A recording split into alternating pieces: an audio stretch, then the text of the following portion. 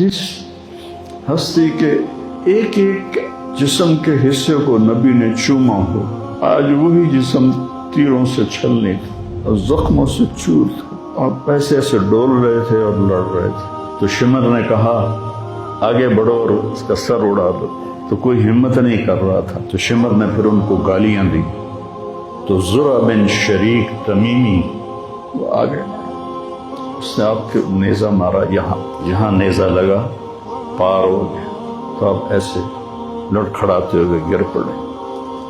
تو شمر نے کہا سر کاٹ دو، تو سنان بن ابی انس آگے بڑھا سر کاٹنے کے لیے، تو اس کے ہاتھ کانپنے لگے، پیچھے ہٹ گیا۔ تو خلا بن یزید نے اس کو گالیاں نکالی اور آگے بڑھ کر خنجر نکالا، سر کاٹ، جس گردن کے بوسے میرے نبی نے دیے، اس کو یوں سینے سے لگایا تھا۔